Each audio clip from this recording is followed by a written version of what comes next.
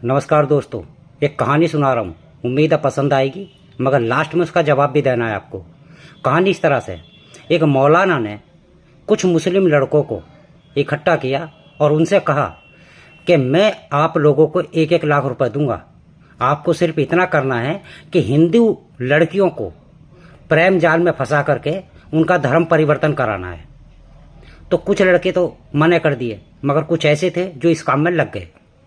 उनमें से एक लड़के ने एक हिंदू लड़की को फंसा लिया, अपने प्रेम जाल में फंसा लिया, अपनी तरफ आकर्षित कर लिया। जब लड़की के माता पिताओं को पता चला कि हमारी लड़की गैर जाति के लड़के से प्रेम करती है, तो उन्होंने बहुत समझाया, मगर लड़की की समझ में नहीं आया।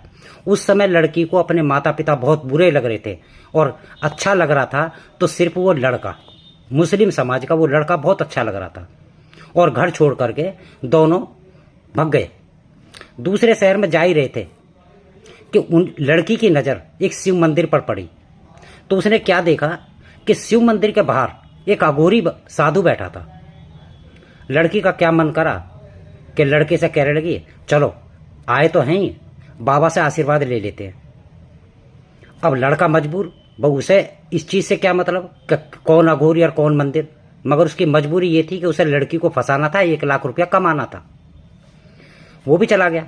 अब लड़की गई और लड़की ने बाबा को प्रणाम करा, तो मुस्लिम लड़के ने भी प्रणाम करा।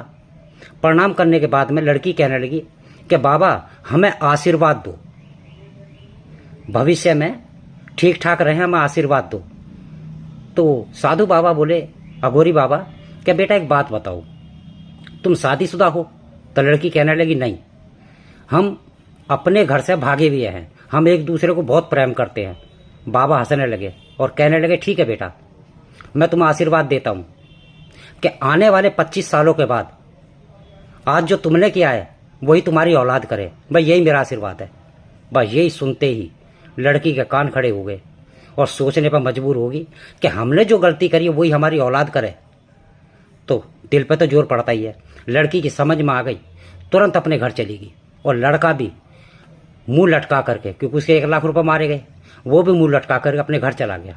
तो मेरा सवाल आपसे इस कथा से आपसे ये सवाल है कि आप बताओ कि मुस्लिम धर्म का मौलाना सही था या हिंदू धर्म का साधु? इनमें से कौन सा सही था? इसका जवाब देना। आज के लिए इतना ही। जय हिंद, जय भारत।